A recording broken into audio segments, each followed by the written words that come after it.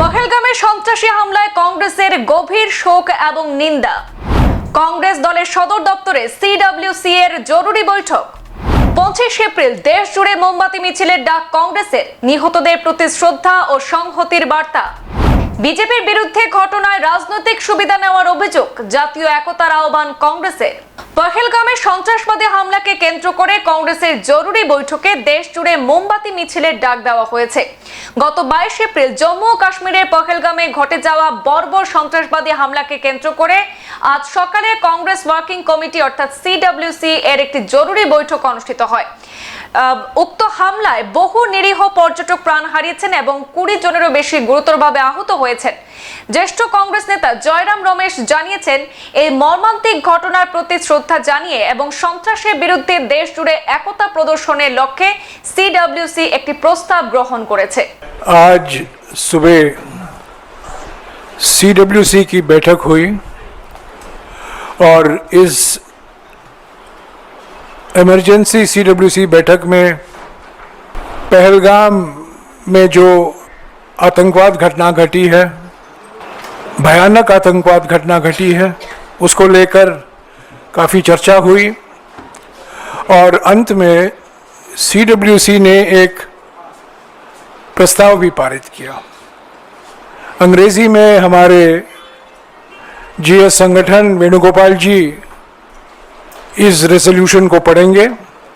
उसके बाद पवन खेरा जी हिंदी में इस प्रस्ताव को पढ़ेंगे। অল ইন্ডিয়া কংগ্রেস কমিটির সাধারণ সম্পাদক কেসি বেণুগোপাল জানিয়েছেন, আগামীকাল অর্থাৎ 25 এপ্রিল গোটা দেশ জুড়ে রাজ্যভিত্তিক মোমবাতি মিছিলের আয়োজন করা হবে। আর সেই কর্মসূচির মাধ্যমে নিহতদের প্রতি শ্রদ্ধা জ্ঞাপন এবং সন্ত্রাসবাদের বিরুদ্ধে অবস্থান স্পষ্ট করবে কংগ্রেস দল।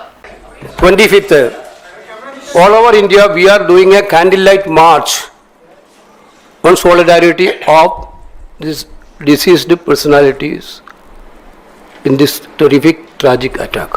On 25th of this month, tomorrow, all over India, state-wise and district-wise, there will be a candlelight march in solidarity and certainly against the terrorism activities.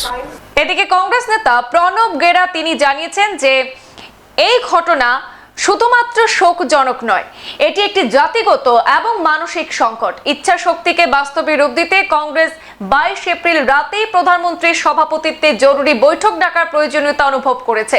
কেন্দ্রশাসিত অঞ্চল হিসাবে জম্মু ও কাশ্মীর সরাসরি কেন্দ্রীয় স্বরাষ্ট্র মন্ত্রকের অধীনে পড়ায় অবিলম্বে স্বচ্ছ, সক্রিয় এবং কঠোর নিরাপত্তা ব্যবস্থা গ্রহণ করা প্রয়োজন।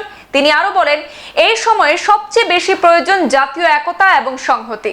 অথচ অত্যন্ত দুঃখজনকভাবে দেখা যাচ্ছে বিজেপি এই হৃদয় বিদারক ঘটনায় রাজনৈতিক অপব্যবহার করছে। তাদের প্রচ্ছন্ন সোশ্যাল মিডিয়া হাতিয়ার করে বিভাজনের রাজনীতি ছড়াচ্ছে। তিনি কাশ্মীরের সব রাজনৈতিক দল এবং স্থানীয় গোষ্ঠীগুলিকে একসঙ্গে কাজ করার আহ্বান জানিয়েছেন, যাতে এই ধরনের গণহত্যা আর না ঘটে এবং মানুষের নিরাপত্তা নিশ্চিত করা যায়। 22 अप्रैल 2025 को जम्मू और कश्मीर के पहलगाम में हुए भयावह आतंकी हमले पर गहरा शोक और कड़ी निंदा व्यक्त करती है। इस जघन्य हमले में 26 निर्दोष पर्यटकों की जान चली गई और 20 से अधिक गंभीर रूप से घायल हो गए। कांग्रेस कार्य समिति शोक संतप्त परिवारों के प्रति अपनी गहरी संवेदना प्रकट करती है और इस गहन पीड़ा की घड़ी में उनके साथ पूरी तरह से एकजुटता के साथ खड़ी है। यह कायराना और सुनियोजित आतंकी हमला, जिसकी साजिश पाकिस्तान द्वारा रची गई, हमारे गणराज्य के मूल्यों पर सीधा हमला है। हिंदू नागरिकों को जानबूझकर निशाना बनाना पूरे देश में भावनाएं भड़काने की एक सोची समझी साजिश थी। हम इस गंभीर उकसावे के बावजूद शांति बनाए रखने की अपील करते हैं और संकट की इस घड़ी में हमारी सामूहिक शक्ति को दोहराते हैं। कांग्रेस कार्य समिति शांति की अपील करती है और सीमा पार आतंकवाद के खिलाफ दृढ़ता और एकता के साथ लड़ने के लिए भारतीय राष्ट्रीय कांग्रेस की दीर्घकालिक प्रतिबद्धता को दोहराती है। कांग्रेस कार्य समिति स्थानीय पोनी वाले और पर्यटक गाइडों को भी श्रद्धांजलि अर्पित करती है, जिनमें से एक पर्यटकों की रक्षा करते हुए शहीद हो गए। इन्होंने भारत की विचारधारा को जीवंत रखा। उनका बलिदान उस भारत की भावना को दर्शाता है जहां निस्वार्थ सेवा और मानवता सर्वोपरि है। राष्ट्र की सामूहिक इच्छा शक्ति को अभिव्यक्त करने के लिए भारतीय राष्ट्रीय कांग्रेस ने 22 अप्रैल की रात को ही माननीय प्रधानमंत्री की अध्यक्षता में सर्वदलीय बैठक बुलाने का आग्रह किया था।